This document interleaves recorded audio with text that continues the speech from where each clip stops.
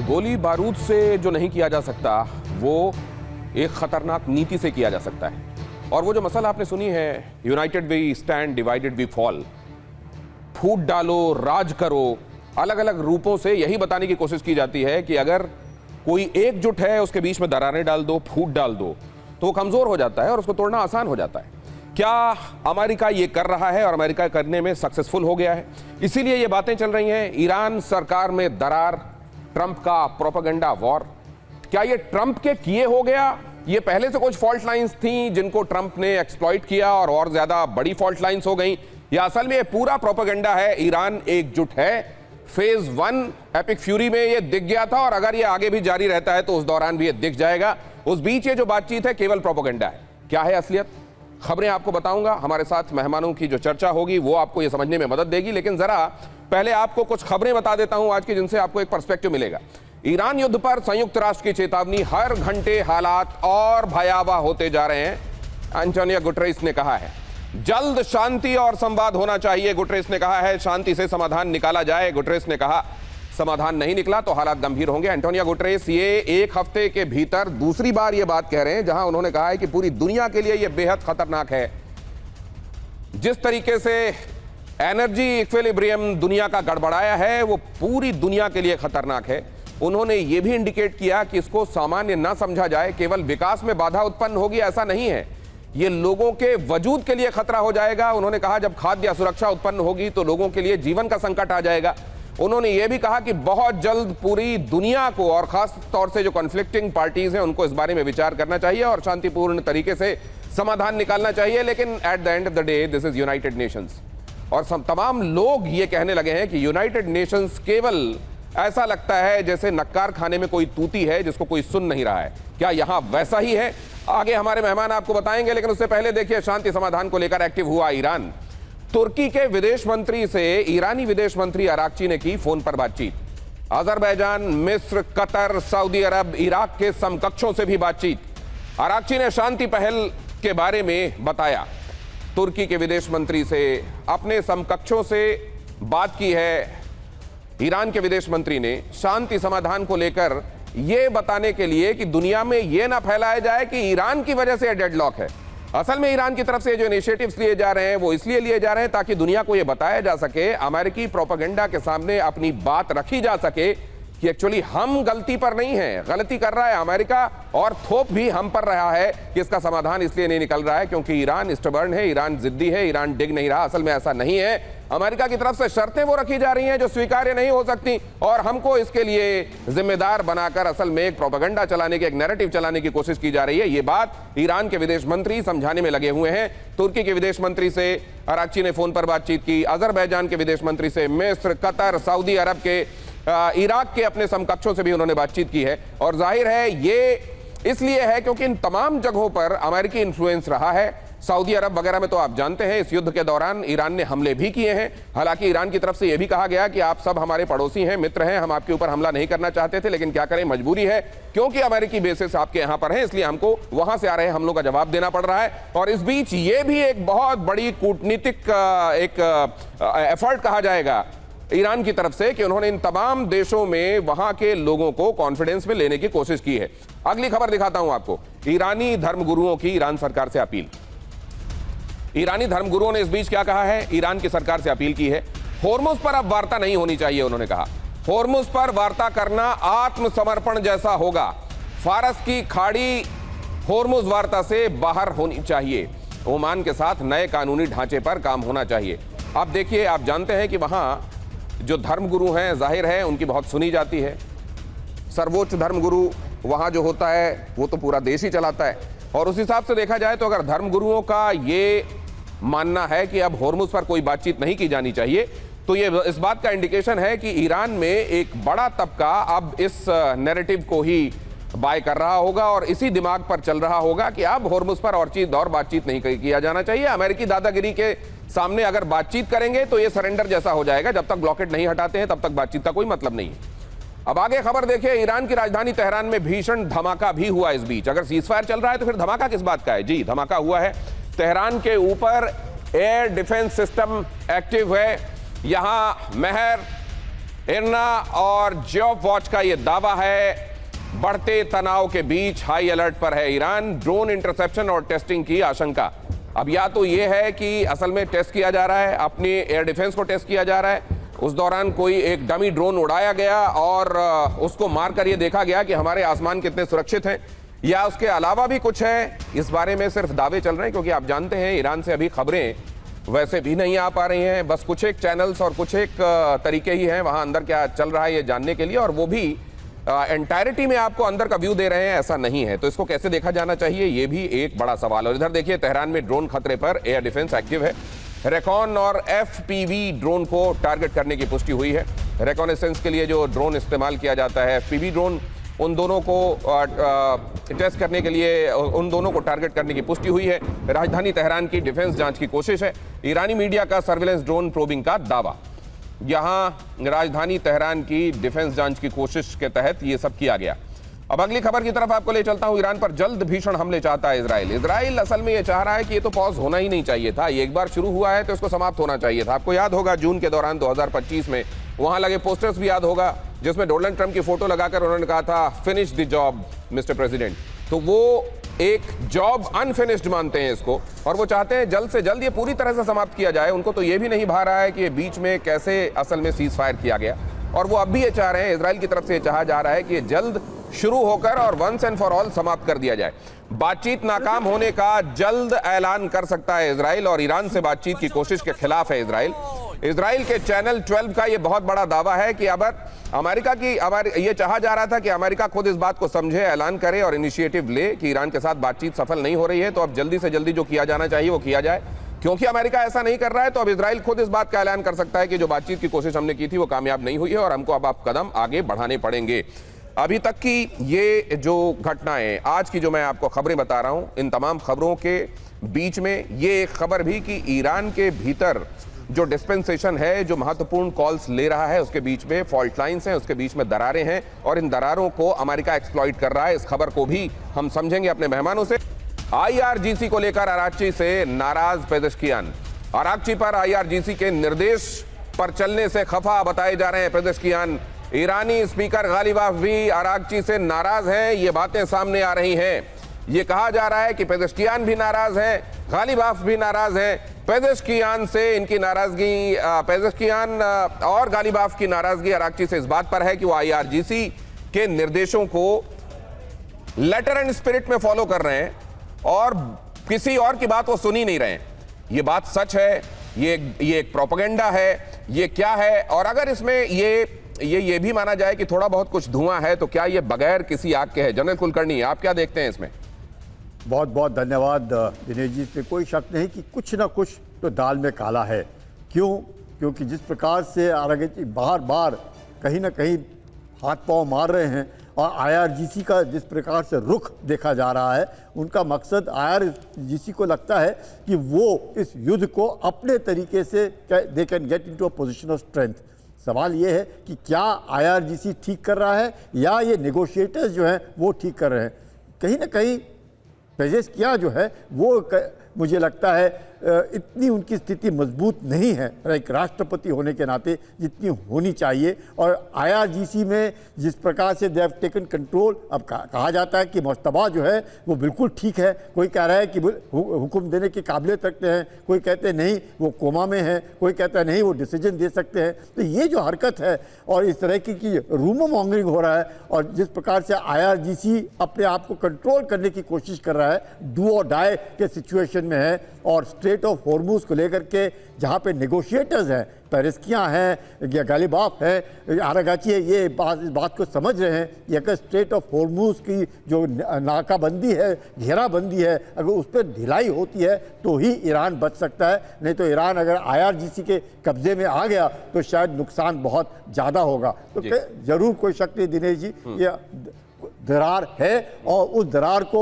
चाहे अमेरिका के राष्ट्रपति कहते हो या जिस प्रकार से स्ट्रेट ऑफ हॉर्मुज की घेराबंदी हुई है उसके बाद से। ये एक बात डोनाल्ड ट्रंप ने अपने ट्वीट्स में बीते दिनों भी कही, याद होगा आपको, उस दौर में जब उन्होंने ये तक कह दिया था कि एक सभ्यता समाप्त होने वाली है, उस दौरान जो ट्रुथ सोशल में कह रहे थे वो ये कह रहे थे कि वहां पर अब रिजीम चेंज हो चुकी है और वहां पहले के मुकाबले कम कट्टर लोग हैं अब जिनके हाथों में चीजें हैं। वो किन की तरफ इशारा कर रहे थे? क्या आज की तारीख में तो यही समझा जाता है कि वहां IRGC असल में जो कह रहा है, जो चाह रहा है वही चल रहा है। क्या मसूद पेजेश्कियान को लेकर IRGC ये सोच रहा होगा कि वो कॉम्प्रोमाइज हो चुके हैं? क्या वो यही धारणा कालीबाफ के बारे में ही बनाते होंगे? क्या उनकी निगाह में सिर्फ एक अराक्ची सही रह गए होंगे? अगर इस तरह का डिवीजन, जिस तरह के डिवीजन की बात की जा रही है, अगर वो है तो क्या सोचा जा रहा होगा? ईरान से हमारी संवाददाता सुमेरा ईरान पहुंच चुकी हैं। अगर आप सुमेरा को इस वक्त कनेक्ट कर सकें, देखें आप, अगर सुमेरा हमारे साथ ऑनलाइन अभी जुड़ सकती हैं तो प्लीज उनको कनेक्ट कीजिए, उनके पास भी चलेंगे। लेकिन उससे पहले जरा ये आपको दिखाता हूं, ईरान सरकार में दरार ये क्या है? ये असल में एग्जिस्ट करती फॉल्ट लाइंस हैं जिनके बारे में अब दुनिया समझ रही है, जान रही है धीरे धीरे। उस दौरान क्योंकि सुप्रीम लीडर को मार दिया गया, ताबड़तोड़ इनडिस्क्रिमिनेट बमबारी की गई, वहां के एक स्कूल में बहुत सारे बच्चे मारे गए उस बमबारी में, इस वजह से वहां एकजुटता आ गई थी। वरना ये फॉल्ट लाइंस एग्जिस्ट करती हैं क्या? जरा देखिए, यहां पर मसूद पेजेश्कियान कहा जाता है, मसूद पेजेश्कियान जो कि राष्ट्रपति हैं और कालीबाफ जो वहां के संसद के स्पीकर हैं, ये एक तरफ हैं और बनाम चल रहा है अब्बास अराक्ची, वो दूसरे खेमे में। और अब्बास अराक्ची जो हैं वो IRGC के कमांडर अहमद वाहिदी के निर्देश पर चल रहे हैं। अराक्ची पर यह आरोप है, यह कहा जा रहा है कि कैबिनेट मंत्री से ज्यादा वाहिदी के सहायक की भूमिका, असिस्टेंट वाहिदी के तौर पर काम कर रहे हैं अराक्ची। अराक्ची पर यह आरोप भी है कि राष्ट्रपति को जानकारी दिए बगैर वो फैसले ले रहे हैं और जाहिर है यह उनके प्रोटोकॉल के खिलाफ है। यह भी कहा जा रहा है कि अब्बास अराक्ची जो हैं वो वाहिदी के ऑर्डर पर ईरान की विदेश नीति को जैसा IRGC चाहता है वैसा लेकर जा रहे हैं, वैसा नहीं जैसा पेजेश्कियान चाहते हैं या कालीबाफ चाहते हैं। और अगर ऐसा हो रहा है तो जाहिर है ये बताता है कि वहां IRGC का कंट्रोल मसूद पेजेश्कियान, कालीबाफ तक तो नहीं लेकिन अराक्ची तक तो है। और इस समय क्योंकि आप अराक्ची को ही एक्टिव देख रहे हैं, वही मॉस्को जा रहे हैं, वही ओमान जा रहे हैं, वही आपको इस्लामाबाद में दिखाई दे रहे हैं, तो क्या पूरी दौड़ भाग और इस समय जो भी चल रहा है वो कंट्रोल किया जा रहा है, डायरेक्ट किया जा रहा है IRGC की तरफ से? और IRGC की तरफ से जो एक डेमोक्रेटिक, कथित डेमोक्रेटिक चेहरा है वो अराक्ची है, क्या इसको ऐसे समझा जाए? शुभदा चौधरी। देखिए, पहली चीज है, अगर हम बात करें कि ईरान में क्या फॉल्ट लाइंस हो रही हैं, तो 3 तरीके की फॉल्ट लाइंस हो रही हैं। ईरान का जो गवर्नेंस सिस्टम है, जिसको विलायत फाकी बोला जाता है, यानी गार्जियनशिप ऑफ द ज्यूरिस्ट, ये सुप्रीम जो लीडर है वो हेड करता है। लेकिन मुश्तबा खामेनी के ना होने के कारण या प्रेजेंट ना, विजिबल ना होने के कारण एक दरार हो रही है, पहला। दूसरा, सोशल कॉन्ट्रैक्ट। ईरान में आपके सुन्नीज भी हैं, अजेरी भी हैं, तुर्कमेन भी हैं, बलूच भी हैं, शिया भी हैं और फिर जूस भी हैं। अलग अलग सोशल कॉन्ट्रैक्ट है लोगों का और उनके अंदर ही बहुत ज़्यादा आक्रोश हो रहा है पैसे के कारण, इकोनॉमी के कारण। और तीसरा और बहुत इंपॉर्टेंट है कि किस तरीके से आपका स्ट्रेटेजिक रेजिस्टेंस, जो एक्सिस ऑफ रेजिस्टेंस बोलते हैं, उसको कौन हैंडल कर रहा है, उसको कैसे मोनोपोलाइज कर रहा है। अब अगर बात करते हैं वहीदी और अराक्ची की, दोनों को डॉक्टरेट है। दोनों ने, अराक्ची जो है वो फिनलैंड और जापान में फॉरेन एम्बेसडर की तरह रहे थे ईरान के, और अराक्ची जो है वहीदी के साथ काम कर रहे हैं। अभी पूरा का पूरा जो पावर है ईरान के अंदर वो वहीदी के पास है। वहीदी 22 साल की उम्र में IRGC ज्वाइन करते थे, 23 साल की उम्र में उनको इंटेलिजेंस का हेड बना दिया गया, उसके बाद कुछ फोर्स का हेड बना दिया गया जो उन्होंने कासिम सुलेमानी को दिया था। दूसरी तरफ गालिबाफ को बोला जाता है रेवोल्यूशनरी इन रोलेक्स। नहीं, लेकिन आप एक बात जो आप ये जो बता रही हैं फॉल्ट लाइन एग्जिस्ट करती है, मैं तो इसको ये आंचल मल्होत्रा सर, मैं इसको इस तरीके से भी समझना चाहता हूं कि क्या अमेरिका के इशारे पर कौन चल रहा है, अमेरिका की लाइन को कम या ज्यादा कौन टो कर रहा है, और सीधे सीधे IRGC वाली हार्ड लाइन पर कौन चल रहा है? क्या ये एक बड़ा डिवीजन है क्या, जिसके इस तरफ या उस तरफ लोग खड़े हुए हैं?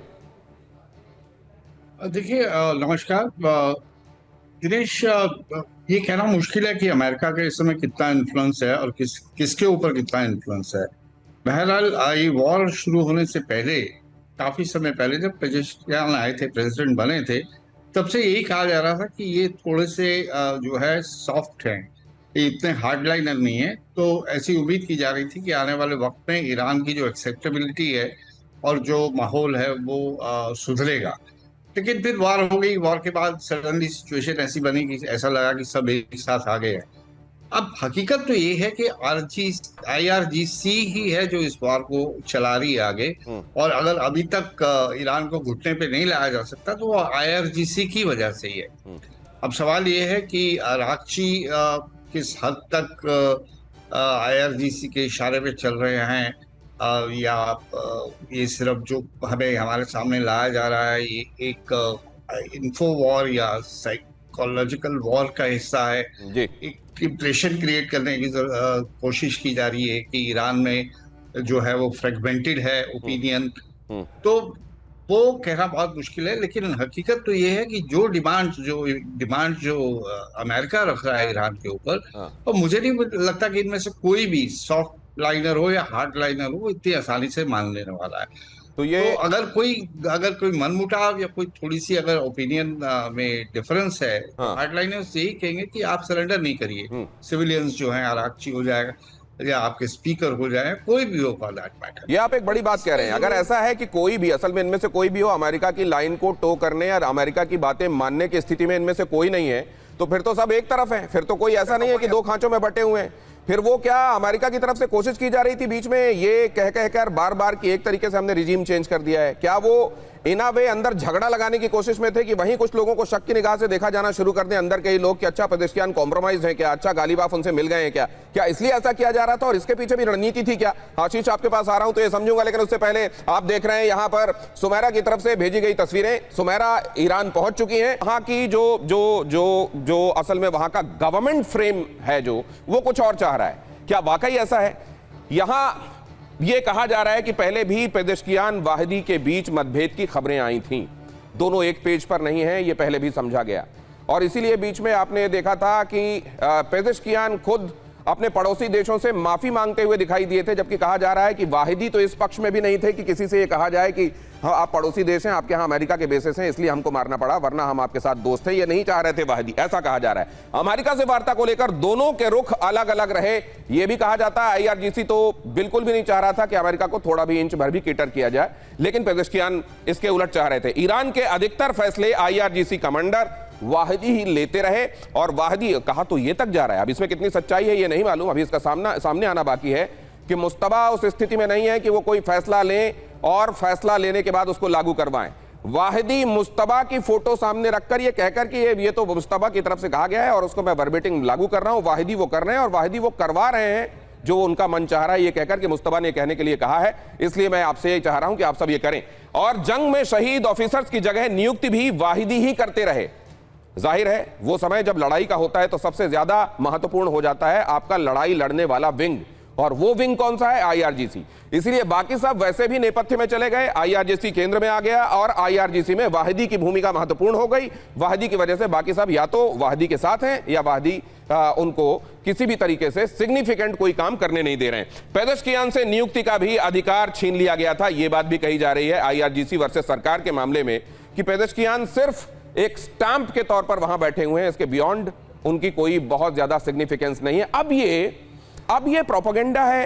वो ईरान जो एकजुट होकर जिसने अमेरिका के अटैक का जवाब दिया और अमेरिका को वाकई लगा कि ये तो ईरान में जिस ईरान के लोगों को ये कह रहा था कि आप अभी कुछ दिन पहले आंदोलन कर रहे थे, हम आपकी मदद के लिए आ रहे हैं, अब आप आजाद होंगे और हम इंश्योर करेंगे, वो तो अमेरिका के खिलाफ पूरा देश खड़ा हो गया। ऐसे में क्या एक बार फिर से उनके बीच में ही दरार डालने की कोशिशों का, बल्कि कह लीजिए षड्यंत्र का ये एक तरीके से वो दिखा रहा है, उसका सबूत है या कुछ और है? आशीष देखिए दिनेश जी, ऐसा प्रैक्टिकली पॉसिबल नहीं है कि किसी भी गवर्नमेंट में अलग अलग वर्टिकल से सब लोग 100% ओवरलैपिंग डिसीजन के साथ में होंगे। पर मुद्दा यह है कि क्या 19-20, 19-29 वाले फर्क को जिस तरह से एक US और इजरायली मीडिया की तरफ से ये 1999 का फर्क बताया जा रहा है, ये मुश्किल है। जब भी इस तरह के लॉन्ग टर्म मिलिट्री कैंपेन में एक लल आता है ना, तब इस तरह की आपको कभी व्हाइट हाउस में दरारें, कभी JD वॉन्स और ट्रंप के बीच में दरारें से लेकर ईरान की गवर्नमेंट में दरारें हैं। नो डाउट कि ये 100% पेज पर नहीं है, लेकिन इतना बड़ा गैप ये केवल और केवल एक मुझे ट्रेड दिखाई दे रहा है। जब भी मिलिट्री कैंपेन में एक लल आता है, लंबे मिलिट्री कैंपेन में, तो इस तरह के साइऑप्स किए जाते हैं। दूसरा एक और चीज़ है, इसके साथ में कुछ 2-3 चीज़ें हमेशा आपको लगभग हर जगह दिखाई देंगी, चाहे वो आप रशिया यूक्रेन में ले लीजिए, चाहे फिर आप इजराइल और गाजा वाले कॉन्फ्लिक्ट में ले लीजिए, और यहाँ पर भी आपको यही साइन एक बार फिर रिपीट होता हुआ दिखाई दे रहा है। गुड कॉप बैड कॉप वाले पोजीशन और प्रोजेक्शन ये भी मायने रखता है, और एग्जैक्टली यहां पर वही किया जा रहा है कि कभी कभार कोई अगर अच्छे फीलर्स और पॉजिटिव फीलर्स हो तो फिर सब के सब एक ही खेमे में नहीं बैठे, कोई दरवाजे पे बैठा है तो कोई खिड़की से भी कुछ बात सुन ले अगर किसी को कहना है तो। ये महत्वपूर्ण एनालिसिस है। और आगे देखिए, ट्रंप पर लगे प्रोपेगेंडा के आरोप। ट्रंप पर यह आरोप लग रहा है ट्रंप सिर्फ प्रोपेगेंडा फैला रहे हैं, ईरान ये बात कह रहा है। ट्रंप प्रोपेगेंडा को अब अपना हथियार बना रहे हैं क्योंकि उन्होंने ये देख लिया कि उनके बम, उनके मिसाइलें, उनके फाइटर जेट्स कामयाब नहीं हो रहे हैं, इसलिए अब वो प्रोपेगेंडा से ईरान को जीतना चाहते हैं। ईरान ये बात कह रहा है ट्रंप जो कर रहे हैं वो सिर्फ एक प्रोपेगेंडा है। अब यहां ये भी देखिए ट्रंप के प्रोपेगेंडा की लिस्ट, किस तरीके से इसको समझा जा रहा है, देखा जा रहा है, और क्या वो फहरिस्त है जिसमें ट्रंप की तरफ से किए गए कारनामों का लेखा जोखा है। ट्रंप ईरान से सैन्य संघर्ष के साथ साथ एक बड़े सूचना युद्ध के तौर पर लड़ाई लड़ रहे हैं। ट्रंप ने हमेशा ईरान पर मनोवैज्ञानिक दबाव बनाने की कोशिश की है। ट्रंप बार बार कहते रहे हैं कि IRGC पूरी तरह बर्बाद हो चुका है। ट्रंप ने लगातार ईरानी जनता को सोशल मीडिया के जरिए उकसाने की कोशिश की है। आपको यह मालूम है कि हेयर कम्स द हेल्प से लेकर तमाम चीजें उन्होंने कही। ईरान वॉर इतिहास का पहला ऐसा युद्ध है जिसमें AI जनरेटेड कंटेंट शेयर किया गया। ट्रंप ने इस्लामाबाद वार्ता यह कहकर टाली कि ईरानी नेतृत्व तो आपस में बटा हुआ है। विशेषज्ञ इसे ट्रंप का प्रोपेगेंडा बता रहे हैं ताकि ईरान में असुरक्षा का माहौल बने। वैसे अगर ट्रंप ने ट्रुथ सोशल में जो बातें कही हैं उनको एक के बाद दूसरा आप एनालाइज करें तो यह बात बिल्कुल लगती है कि ट्रंप उसके जरिए ट्रुथ सोशल पर भी अपनी बम मिसाइलें गिरा रहे थे और उससे भी ईरान को घायल करने की कोशिश कर रहे थे। क्योंकि अचल मल्होत्रा सर हमारे साथ हैं और वो शब्द और शब्दों के बीच में कही गई बातों को बहुत अच्छे से समझते हैं। ये बात वैसे दिखाई तो देती है, अचानक कहना कि एक पूरी सभ्यता समाप्त हो जाएगी और अगले दिन मतलब शाम होते होते सीज फायर कर लेना, रात में सीज फायर कर लेना, ये कहना कि वहां पर कुछ एक लोग हैं जो बहुत अच्छे हैं, उतने कट्टर नहीं है, ये कोशिश तो वो करते रहे हैं लगातार कि अंदर वो फॉल्ट लाइंस या तो हैं उनको और बड़ा बना दें या नहीं है तो क्रिएट कर दें। जी दिनेश, देखिए जैसा आपने पहले भी जिक्र किया, इससे पहले भी बहुत बार इस बारे में बात हो चुकी है कि अमेरिका ने शायद मिसकैलकुलेट किया था कि डे 1 जब वो अटैक करेंगे तो उसके बाद सड़कों पे लोग आ जाएंगे, रिजीम चेंज हो जाएगी, जो भी आएगा चाहे वो इनकी तरफ से आए या ऊपर से बिठाया जाए या फ्रॉम विद इन ईरान आए तो उसको आसानी से उससे हैंडल कर लेंगे। अब जब वो नहीं हुआ तो उसके बाद ऑप्शन 2 बचती है। ऑप्शन 2 बचती है जो ब्रिटिश जिसकी मास्टरी थी कि डिवाइड एंड रूल, कि आप किसी तरीके से इन लोगों के बीच में कोई ऐसी दरार पैदा करें, क्योंकि वॉर से बात बन नहीं रही है। अब तक उन्होंने काफी कोशिश करके देख ली, बम गिरा के देख लिए, अपना बंकर बस्टर बम गिरा के देख लिया और दुनिया भर की कोशिश करके देख ली, जो भी ऑब्जेक्टिव से वो पार्शली भी उनके अचीव नहीं हुए। तो अब वो उलझे हुए हैं इस बीच पे। आपने सीज फायर की बात करी, मुझे तो सीज फायर के पीछे भी एक इंटेंशन लगती है कि ये लीगल जो लीगैलिटीज है, जो कांग्रेस से अप्रूवल की बात चल रही है और ये सब, उसको बाईपास करने के सर मैं इसको एक और तरीके से देख रहा हूं, and correct me if I am wrong. वहां पर वाकई ये फॉल्ट लाइंस एग्जिस्ट कर रही थी, जनता भी बहुत ज्यादा विद्रोह के मूड में थी, सारे के सारे 30 प्रोविंसेस में ये आग फैल गई थी, हमने देखा था। उसके एक महीने पहले जब ये 28 फरवरी को ये सब शुरू हुआ, ये लगातार चल रहा था। लेकिन मिनाब में हुए हमले के बाद हर एक तरह की फॉल्ट लाइन खत्म हो गई थी और पूरा ईरान एकजुट हो गया था। इसीलिए जब जब जब जब कालीबाफ आए थे यहाँ इस्लामाबाद, तो जहाज में अपने वो जो बच्चे मारे गए थे उनके स्कूल बैग रखे हुए थे, उनके खून आलूदा कपड़े रखे हुए थे और उन्होंने कहा था ये भी हमारे साथ इस वार्ता में हिस्सा लेने आए हैं, क्योंकि वो एक घटना ऐसी है जो पूरे ईरान को एकजुट करती है। जनरल कुलकर्णी, क्या उस एक घटना के बाद आज तक वो एकजुट ही हैं? और ये सब बातें कहना कि ये कुछ एक लोग हैं जो अब पहले के मुकाबले कम कट्टर हैं और फलाना ठिकाना, ये केवल एक साइऑप का हिस्सा है। देखिएगा दिनेश जी, जो हम लोगों ने अभी तक डिस्कस किया, अगर मैं देखूं तो वाहिदी जो हैं वो उनका जो नॉमिनेशन हुआ था वो खमेनाई ने किया था, जो गुजर गए हैं। नंबर 1। नंबर 2, जब सुलेमानी मारे गए तो इनके वाहिदी और खमेनाई के बीच में जो संबंध थे बहुत घनिष्ठ थे।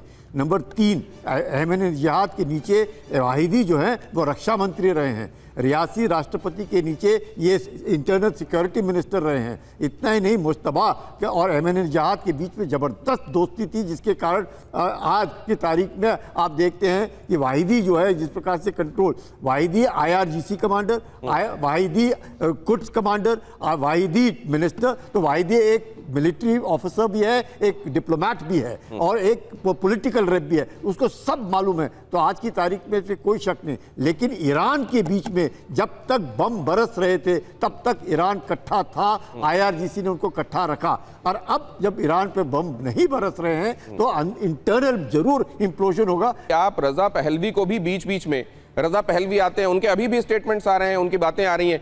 यही फॉल्ट लाइंस क्रिएट करना, इनको एक्सप्लॉइट करना, मुझे लगता है इसी के तहत अमेरिका की तरफ से, क्योंकि यहां पर देखिए ये भी लोग कहते हैं कि ये जो असल में फॉल्ट लाइंस एग्जिस्ट करने की बात की गई, ये ईरान इंटरनेशनल की तरफ से की गई, और ये भी कहा जाता है ईरान इंटरनेशनल तो सऊदी अरब से और अमेरिका की तरफ से फंडेड एक तरीके से वो प्रोपेगेंडा उनका माउथ पीस है। तो क्या इस बात की संभावना है कि वाकई ये एक ऐसी चीज पोर्ट्रे की जा रही है जो एग्जिस्ट नहीं करती, और इनकी इसमें मंशा ये है कि शायद ये शिगुफा हमारा काम कर जाए? शुभदा चौधरी, देखिए, मैं पहली चीज तो ये बोलना चाहती हूँ कि पिछले 10 घंटे में एरिया 51 नेवाडा में 17 से ज्यादा अर्थक्वेक्स आए, यानी यूएस प्रोपेगेंडा के साथ साथ बहुत सारा न्यूक्लियर टेस्टिंग और फिर बहुत सारी और थर्मोन्यूक्लियर टेस्टिंग भी कर रहा है। दूसरी चीज ये है कि जहां तक बात रही ईरान इंटरनेशनल की, तो ईरान इंटरनेशनल जो थिंक टैंक है वो यूके में है, सऊदी फंडेड है, वो हमेशा रेजा पहलवी प्रो प्रोपेगेंडा करता है, एक्स पे अभी काफी एक्टिव हो गया है। तीसरा जो बहुत स्ट्रॉन्ग एक्टर है, जो apart from Jewish IUPAC lobby और बाकी की लॉबीज, MEK का जो मिलिटेंट ग्रुप है, वो भी बहुत सारे व्हाइट हाउस के लॉबीस्ट को, वहां के कांग्रेसमैन को पैसे देके रखा हुआ है। MEK वही मिलिटेंट ग्रुप है जो ईरान इराक वॉर में सद्दाम हुसैन को मदद किया था और ईरानियन सिविलियंस के ऊपर केमिकल गैस यूज किया था। अब मुद्दा ये आता है कि नेतन्याहू अगले वीक यूएस जाने वाले हैं। अब वो क्यों जाने वाले हैं? आज ही नेतन्याहू ने AI एडवर्टाइजमेंट किया, क्योंकि इलेक्शंस आने वाले हैं। उनके जो ओपोनेंट्स हैं, येर लापिड और नफ्ताली बेनेट, उन्होंने एक नई पार्टी इजराइल में शुरू की है जिसका नाम है टुगेदर, और उनको डिफेम करने के लिए AI जनरेटेड वीडियोस अब नेतन्याहू सोशल मीडिया पे डाल रहे हैं। तो आप ये कह रही हैं कि अपने घर में चल रहे जो बवंडर हैं उनसे ध्यान बटाने के लिए ये युद्ध फिर से शुरू किया जाएगा, और ये प्रोपेगेंडा चल रहा है। इस बीच में ईरान के ऊपर फिर से हमले की आशंका आपको दिखाई दे रही, मतलब इजराइल इसको शांत नहीं होने देगा, आप ये कहना चाह रही हैं शायद। लेकिन पहले जरा ये देखिए, मिडिल ईस्ट में सेना की तैनाती बढ़ा रहा है अमेरिका। कतर के अल उदैद हवाई अड्डे पर हलचल तेज है। अमेरिका ने तैनात किए कई लड़ाकू विमान, कतर में 3 रिफ्यूलिंग विमान भी तैनात। तो ये जो बात कही जा रही है आशीष की, इस सब के बीच में अमेरिका पूरी तैयारी कर रहा है, और इजराइल ये इंश्योर करेगा कि अमेरिका बगैर बम बरसाए इस बार जाए नहीं, और इस बार ये जो कहानी इजराइल जिस तरीके से चाहता है उस तरीके से कंक्लूड हो। इजराइल तो कभी भी नहीं चाहता था कि ये जो उनका कैंपेन शुरू हुआ है वो किसी उनके डिजायर्ड अंजाम तक पहुंचे बिना, रुकना तो छोड़िए, पॉज भी ना ले। बट मेन फोकस हमेशा यूएस पर ही रहा है, क्योंकि यूएस के बिना इजराइल खुद भी यूनिलैटरली अकेले इतने सारे कंट्रीज के साथ में लड़ नहीं पाएगा। इनफैक्ट वो जो जियोपॉलिटिक्स है वेस्ट एशिया की, वो भी नहीं संभाल पाएगा। ऐसे में यूएस फेज 2 की तैयारी एक प्रेशर के तौर पर भी, और जब जरूरत पड़े तब वो किस तरह से अप दी एंटे करे और किस तरह से टेम्पो बढ़ा दे, और वो पिछली बार से हमेशा ज्यादा ही होगा। देखिए, जब आप लगातार किसी वॉर में, किसी मिलिट्री कैंपेन में हथौड़ा मार रहे होते हैं और चीजें नहीं टूटती है ना, फिर आप पानी पी के पसीना पोंछ के जब आप मारते हैं तब अगली बार और जोर से मारते हैं। और यही एग्जैक्टली आपको इन तस्वीरों में और ऐसी तरह की सीरीज में आपको दिखाई दे रहा है कि इससे बेहतर, ज्यादा इंटेंस फेज 2 की तैयारी कर रहा है। इससे ज्यादा इंटेंस अगर फेज 2 की तैयारी है क्या? इसीलिए अराक्ची इस बात को भांपते हुए ये बताने में लगे हुए हैं, खासतौर से उन कंट्रीज को जिनके साथ उनकी बातचीत है, कि देखिए हम तो अपनी तरफ से कोशिश कर रहे हैं, लेकिन असल में इनकी मंशा बातचीत करके समाधान की है ही नहीं। ये फेज 2 से पहले ये एक तरीके से ये स्थापित करना चाहते हैं कि गलती में ईरान है, इसके बियॉन्ड इनकी और कोई मंशा नहीं है। बातचीत की रट के पीछे। और ईरान के पूर्व विदेश मंत्री मोत्ताकी का इस बीच में बड़ा दावा आया है, सैन्य कार्रवाई कर ईरान हटाएगा नाकाबंदी, अमेरिकी नाकाबंदी पर जल्द एक्शन लिया जाएगा, ये मोत्ताकी कह रहे हैं। नाकाबंदी का मतलब युद्ध की घोषणा है, मोत्ताकी का कहना है। तो ये मोत्ताकी क्यों कह रहे हैं? क्या ये भी किसी एक स्ट्रैटेजी का हिस्सा है कि मोत्ताकी से ये बयान दिलवाया जाए कि ये तो पहले से ईरान कहता रहा है कि इस तरीके की ब्लॉकेट बर्दाश्त नहीं की जाएगी, वो ये पहले से भी कहता रहा है कि इन पर हमला किया जाएगा, लेकिन मोत्ताकी का यहां पर आकर ये कहना, इसके पीछे कोई विशेष बात है क्या अचल मल्होत्रा सर?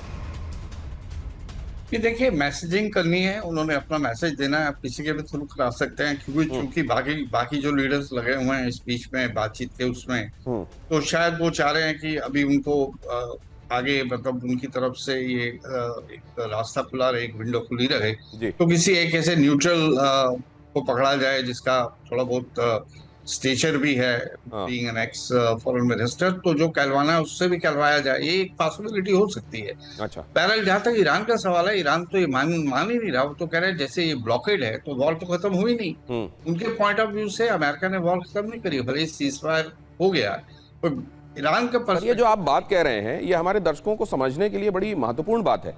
काइनेटिक सीजफायर जरूर हुआ है, लेकिन क्या ये मान लिया जाए कि युद्ध रुका नहीं है?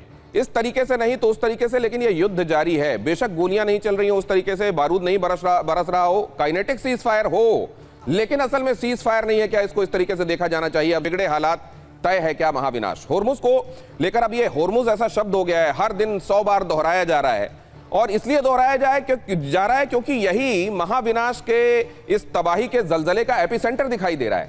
यहां यह कहा जा रहा है कि होर्मुज में हालात बिगड़ रहे हैं और यहीं से महाविनाश तय लगभग दिखाई दे रहा है दुनिया को। 1970 के बाद इस वक्त के हालात सबसे ज्यादा खराब माने जा रहे हैं। ईरान की धमकी है कि नाकाबंदी बढ़ी तो हमेशा के लिए वो होर्मुज को ब्लॉक कर देंगे और होर्मुज इस लायक नहीं छोड़ेंगे कि यहां से आने वाले दिनों में समुद्र के जरिए ट्रांसपोर्टेशन हो सके। पहले रोजाना 140 जहाज गुजरते थे, अब केवल 60 जहाज गुजर रहे हैं। होर्मुज संकट को इसकी वजह से ब्रेंट क्रूड आपको मालूम है लगातार सोर कर रहा है और अभी तो $126 पर बैरल के स्तर तक पहुंच गया। आज तक जो मैक्सिमम पहुंच गया, जिसकी वजह से दुनिया ने मंदी देखी, वो $140-45 तक की बात है। और यहां तो यह धमकी भी ईरान की तरफ से दी जा चुकी है कि $160 तक यह पहुंच जाएगा। अभी ट्रंप ने कहा था कि होर्मुज का नाम बदलकर स्ट्रेट ऑफ ट्रंप कर देंगे। होर्मुज ही दिख रहा है। ईरान ने कहा है कि नाकाबंदी जारी रही तो होर्मुज हमेशा के लिए बंद हो जाएगा। यह पहली बार ट्रंप ने इसको स्ट्रेट ऑफ ट्रंप कहा है, ऐसा नहीं है, पहले भी कहते रहे हैं। और इसीलिए ईरान को यह लगता है कि इनकी तो मंशा, इनकी तो नियत ही कुछ और है। क्या इसी वजह से ईरान की इस धमकी को भी गंभीरता से लिए जाने की जरूरत है? क्या ऐसा हो सकता है कि होर्मुज हमेशा के लिए ब्लॉक हो जाए, या ये सिर्फ कहा सुनी तक ही है, ये केवल एक तरीके की धमकी के तौर पर देखा जाना चाहिए? जनरल कुलकर्णी, देखिएगा, स्ट्रेट ऑफ होर्मुज की अहमियत ईरान बहुत पहले से जानता था और उस जानने के लिए ही आज वेपनाइज करने की कोशिश की। इतने साल तक ईरान इंटरनेशनल बॉडी, तो सर ये हमेशा के लिए बंद कैसे होगा? कैसे होगा हमेशा? ये हमेशा के लिए कभी भी बंद नहीं हो सकता है, चाहे ईरान कितना भी जोर लगा ले इस मामले में, क्योंकि ईरान जानता है कि अगर उसकी कमजोर कड़ी है तो स्ट्रेट ऑफ होर्मुज है, और अगर उसकी जबरदस्त कोई चीज है वेपनाइज करने की, ये तो अपना स्ट्रेट ऑफ होर्मुज है। लेकिन जो चीफ जस्टिस ऑफ ईरान ने कहा है वो भी बहुत जरूरी है। वो क्या कह रहे हैं? हम अपने अस्तित्व की लड़ाई लड़ रहे हैं और इस अस्तित्व की लड़ाई के लिए हम कुछ भी करने के लिए तैयार हैं, नंबर 1। नंबर 2, 6,500 टन एम्यूनेशन और वॉर मटेरियल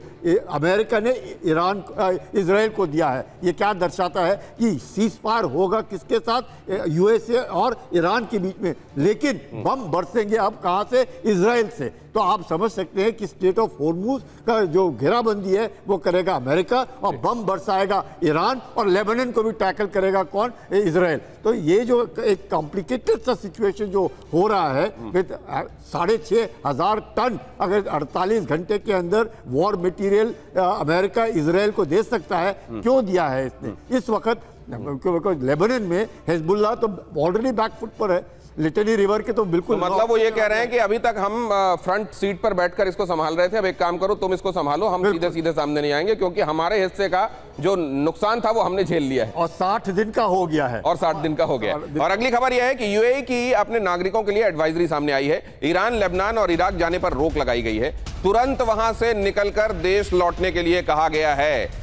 इस खबर का मायना क्या है आशीष? देखिए, ये दोनों तरफ से जब आपने ये तस्वीरें दिखाई थी ना कि किस तरह से इजराइल और यूएस फेज 2 की तैयारी कर रहे हैं, तो एक डिफेंसिव वाले लोग भी उन्हें भी पता है, क्योंकि फेज 1 में पिछले महीने मार्च में काफ़ी ज़्यादा पूरे जीसीसी कंट्रीज को बमबारी झेलनी पड़ी थी, जस्ट बिकॉज उनके पास यूएस बेसेस थे। अब ऐसे में उन्हें ये लग रहा है कि बहुत ज़्यादा, आप चाहे वो यूएई के नागरिक जीसीसी के किसी भी कंट्री में होंगे, वो कंट्रीज टारगेट पाएंगे रिटेलिएशन के तौर पर ईरान से। जब अमेरिका और इजराइल तैयार कर रहे हैं एक्शन की, तो फिर ईरान भी जाहिर सी बात है कोई ना कोई रिएक्शन करेगा जी। और इधर 48 घंटों में किसी भी वक्त ईरान पर हमला हो सकता है। अब ये खबरें बहुत तेजी के साथ सामने आ रही हैं। ईरान पर बड़ा हमला कर सकता है अमेरिका। अमेरिकी सेना को ट्रंप के ऑर्डर का इंतजार है। ट्रंप ईरान पर नए हमले को लेकर विचार कर रहे हैं, और यह भी कहा जा रहा है कि उनके सामने 3 से 4 ऑप्शंस रखे गए हैं अलग अलग तरीके के, कि यह भी किया जा सकता है, यह भी किया जा सकता है, वरना यह कर सकते हैं, नहीं तो यह देख सकते हैं। अब ईरान अमेरिका के बीच साइबर वॉर भी चल रहा है। यह देखिए जरा, ईरान ने यूनाइटेड स्टेट्स की ऊर्जा ग्रिड को निशाना बनाया। यूएस के कई ऊर्जा ग्रिड पर साइबर हमला। अमेरिका ने भी पलटवार में साइबर अटैक किया, ईरान के सरकारी वेबसाइट को निशाना बनाया।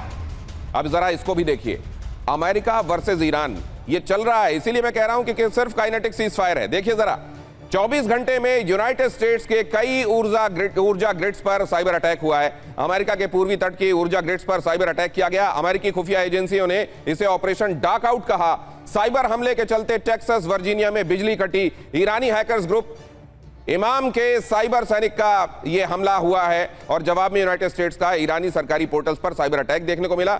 ईरान के शाहिद रजाई पोर्ट का ऑपरेटिंग सिस्टम जाम किया गया।